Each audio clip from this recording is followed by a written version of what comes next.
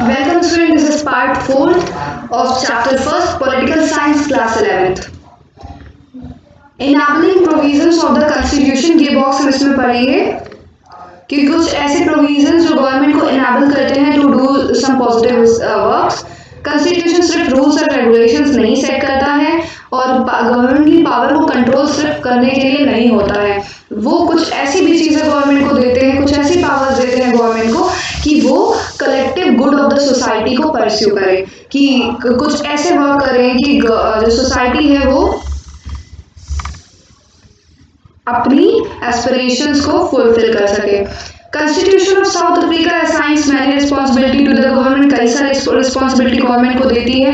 ये क्या क्या रिस्पॉन्सिबिलिटी है? कंजर्वेशन ऑफ नेचर, डिस्क्रिमिनेशन जहाँ हो रहा है, जिन लोगों पे हो रहा है उसको उन लोगों को प्रोटेक्ट करें अनफेयर डिस्क्रिमिनेशन पे, और प्रोवाइड करे गवर्नमेंट को कि वो लोगों को घर दे, हेल्थ केयर दे, और बहुत सारी चीज़ें मेंशन है साउथ अफ्रीका कॉन्स्टिट्यूशन में।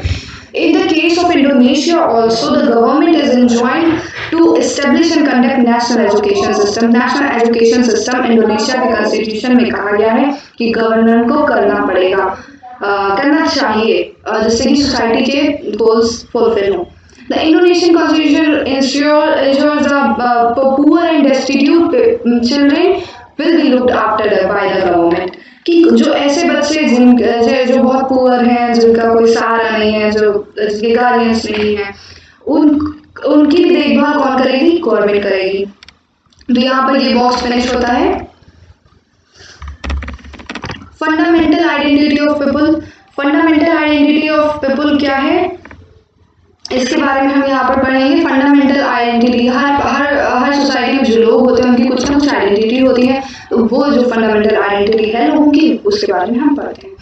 Finally and perhaps most importantly, a constitution expresses the fundamental identity of the people of a people. Means constitution जो है वो एक्सप्रेस करता है, बताता है कि कैसी आइडेंटिटी है लोगों की, फंडामेंटल आइडेंटिटी क्या क्या है लोगों की, एक्सप्रेस करता है। This means the people as collective entity come into being only through the basic constitution. तो जो कलेक्टिव एंटिटी है लोगों की, एक साथ वो रह रहे हैं पीसफुली, वो बेसिक कॉन्स्टिट्यूशन से ही आती है। It is by agreeing to basic set of norms. तो बेसिक सेट ऑफ नॉर्म्स पे एग्री करते हैं लोग और एक साथ रहते हैं। About how one should be govern, कि किस तरह से गवर्न किए जाएंगे वो लोग, इस पे लोग एक साथ एग्री होते हैं। हु शुड बी गवर्न, कौन गवर्न होगा, ये भी लोग एग्री करते हैं इन सारे चीज़ों पर। That one forms a collective identity, इन सब चीज़ों से ही कलेक्टिव आइडेंटिटी बनती है एक सोसाइटी की, कि कई सारे जो थॉट्स हैं वो एक बेसिक चीज़ हम सब मान लेंगे और फिर सोसाइटी वर्क करेगी आगे। One has many sets of identities that exist prior to a constitution। मतलब बहुत सारी आइडेंटिटीज होती हैं लोगों की, तो इसके बारे में बताया गया कि सिर्फ एक आइडेंटिटी नहीं, कई सारी आइडेंटिटी होती हैं। But by agreeing to certain basic norms and principle one constitutes one's basic political identity. लेकिन कुछ बेसिक नॉर्म्स और प्रिंसिपल पे एग्री कर जाना लोगों की कौन सी आइडेंटिटी को बनाता है? Political identity. कि बेसिक नॉर्म्स और प्रिंसिपल पे एग्री हो गए हैं ये सारे लोग, अब ये हो गई इनकी पॉलिटिकल आइडेंटिटी। इंडिया में रहने वालों की पॉलिटिकल आइडेंटिटी है कि वो सब वोट देंगे, एडल्ट 18 एंड अबव सब वोट देंगे, सबको कोई डिस्क्रिमिनेशन नहीं होगा। तो ये सारी चीज़ों पे हमारी सोसाइटी एग्री हो गई है और ये हमारी पॉलिटिकल आइडेंटिटी को बनाता है। सेकेंड हो जाता है, second constitutional norms are the overarching frameworks within which one pursues individual aspirations, goals and freedoms. जो कॉन्स्टिट्यूशनल नॉर्म्स हैं वो which one pursues individual aspirations and goals and freedoms. तो constitutional norms are the overarching framework. जो constitutional norms हैं वो overarching framework हैं जिसके अंदर विद इन विच इंडिविजुअल का एस्पिरेशन, गोल्स और फ्रीडम, ये सारी चीज़ें आती हैं। तो कॉन्स्टिट्यूशन हमें ये सब प्रोवाइड कराता है, क्या क्या? फ्रीडम, गोल्स और एस्पिरेशन इंडिविजुअल की। The Constitution sets authoritative constraints upon what one may do or may may not do. Constitution ये भी Constitution क्या सेट करती है कि क्या क्या चीज़ें लोग कर सकते हैं और क्या क्या चीज़ें नहीं कर सकते हैं. It defines the fundamental values that we may not trespass. ये जो फंडामेंटल वैल्यूज हैं इसे हम it define the fundamental values, कुछ ऐसी फंडामेंटल वैल्यूज जिसे हम नहीं ट्रेसपास कर सकते हैं, हम उसको पार करके नहीं जा सकते हैं. So the constitution also gives one a moral identity, एक मोरल आइडेंटिटी भी देती है. Third and finally, it may be the case that many basic political and moral values are now shared across different constitutional traditions. Third और finally है कि basic political और moral values जो हैं वो अब different are now shared across different constitutional tradition. तो कई सारे कॉन्स्टिट्यूशन में ये सारी चीज़ें हैं. थर्ड एंड फाइनली ये चीज़ें हैं कि बेसिक पॉलिटिकल मोरल वैल्यूज अब दिया ही जाता है लोगों को.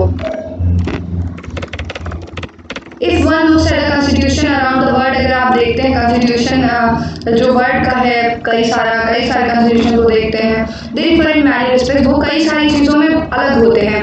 इन the form of government they enjoin and many procedural details, कई सारी मतलब डिफरेंट फॉर्म्स ऑफ गवर्नमेंट होती हैं, उनके प्रोसीजर्स डिफरेंट होते हैं. But they also share a good deed, वो एक चीज़ शेयर करते हैं. Most modern constitution create a form of government that is democratic, मतलब नए जो कॉन्स्टिट्यूशन बन रहे हैं वो ज़्यादातर डेमोक्रेटिक हैं. Most claims to protect certain basic rights, ज़्यादा से ज़्यादातर बेसिक राइट्स को प्रोटेक्ट करते हैं. But constitutions are different in the way they embody conceptions of national identity. लेकिन कॉन्स्टिट्यूशन डिफरेंट है.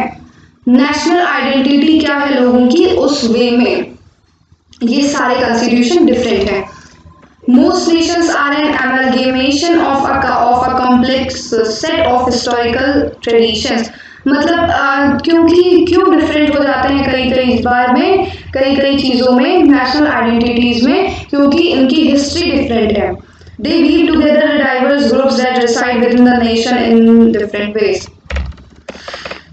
मतलब कि वो कई सारे डाइवर्स ग्रुप्स को अपने नेशन में हैं उनके, तो इस वजह से कॉम्प्लेक्सिटी आ जाती है. कई थॉट्स के लोग हैं, कई वेरियस कास्ट के लोग हैं, रिलीजन के लोग हैं.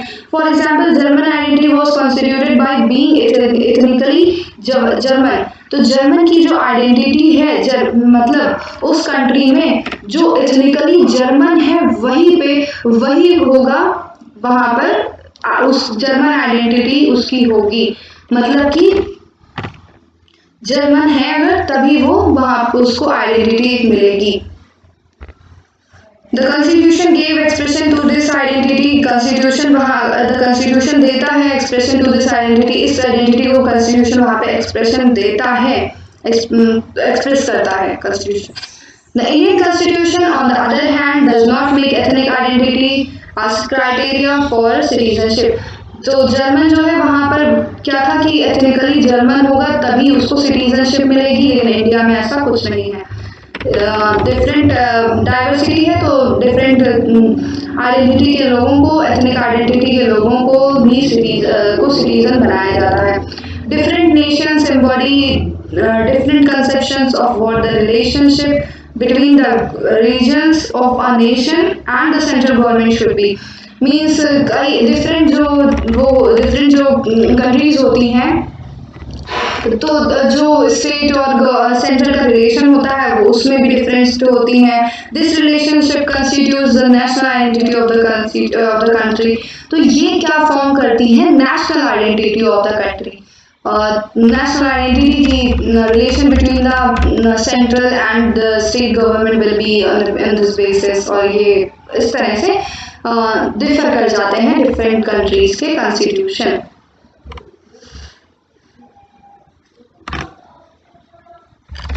नेक्स्ट हम पढ़ेंगे the authority of constitution, constitution की अथॉरिटी पढ़ेंगे. We have outline some of the functions of constitution performs, हमने कई सारे फंक्शंस पढ़े जो कॉन्स्टिट्यूशन परफॉर्म करता है. These function explain why most society have constitution.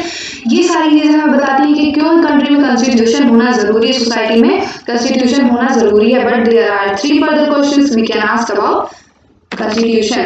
Constitution के बारे में कुछ और क्वेश्चंस ऐसे बच रहे हैं जो हमें नहीं अभी तक बताए गए हैं।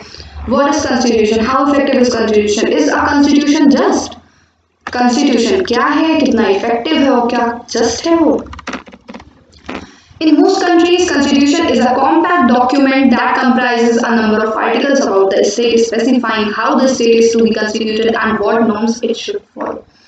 तो यहाँ पर बताया जा रहा है कि कई सारे नंबर ऑफ आर्टिकल्स होते हैं जो एक साथ होते हैं डॉक्यूमेंट की तरह, और फिर वो वही स्पेसिफाई करते हैं कि स्टेट कैसे कंस्टिट्यूट होगा और कैसे उसके नॉर्म्स जो हैं एंड कौन कौन से नॉर्म्स वो फॉलो करेगा। तो यहाँ पर बता दिया गया है when we ask for the constitution of a country we are usually referring to this document।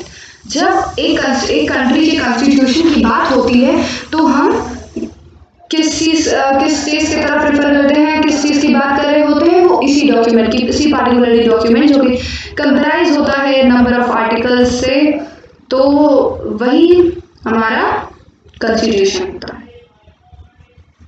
But some countries, the United Kingdom, for instance, do not have one single document। United kingdom UK में कोई भी single document नहीं है जिसे हम constitution कह सकते हैं। Rather they have a series of document, उनके पास कई सारे डॉक्यूमेंट्स एंड डिसीजंस जो कि एक साथ कहे जाते हैं कॉन्स्टिट्यूशन, मतलब एक कोई कॉन्स्टिट्यूशन नहीं है, उनके पास कई सारी चीजें हैं, कई सारे डॉक्यूमेंट्स हैं जिसके बेसिस पे और कई सारे डिसीजंस हैं, ये डिसीजन लिया गया, अब ये डिसीजन दिए गए, तो वो भी कॉन्स्टिट्यूशन एक साथ उसको जब रखा जाएगा तो उसे कॉन्स्टिट्यूशन बोला जाएगा। So we can say that constitution is a document or set of document that seeks to perform the function that we mentioned above। तो जो सेट ऑफ डॉक्यूमेंट्स होता है या फिर डॉक्यूमेंट होता है वो जो सीख करे जो फंक्शंस हमने अभी पढ़े, चार पांच फंक्शंस हमने पढ़े, तो ये सारे फंक्शंस को जो मेंशन करता है जो परफॉर्म करता है, इन सारे फंक्शंस को अपने अंदर लिए होता है, वही होता है constitution. But many constitution around the world exist only on paper. लेकिन कुछ कंट्रीज के जो कॉन्स्टिट्यूशन होते हैं वो सिर्फ पेपर पे होते हैं। They are mere words existing on the parchment, जो सिर्फ और सिर्फ वर्ड्स की तरह रह जाते हैं, वो रियल में नहीं आ पाते हैं। The crucial question is how effective is the constitution। हमने सेकंड क्वेश्चन पढ़ा था कि कितना इफेक्टिव है constitution, what makes it effective, कि कॉन्स्टिट्यूशन कितना इफेक्टिव है, उसे इफेक्टिव क्या बनाता है, what ensures that it has a real impact on the lives of the people, कि उसका कितना इम्पैक्ट हो रहा है, रियल इम्पैक्ट कितना है, क्या है real impact. Making a constitution effective depends upon many factor. तो कई सारे फैक्टर्स पे डिपेंड करता है जो उसकी इफेक्टिवनेस है कॉन्स्टिट्यूशन की। तो ये हम पढ़ेंगे in the next part of video, जिसका लिंक आपको मेरे डिस्क्रिप्शन बॉक्स में मिलेगा। और अगर आपको कोई क्वेरी है तो आप कमेंट बॉक्स में मेंशन करें, आपको समझ में आ रहा है चैप्टर तो बताएं, नहीं आ रहा है तो जो क्वेरी है आप मुझसे पूछें, I will try to clear it all. So thank you so much for watching this video।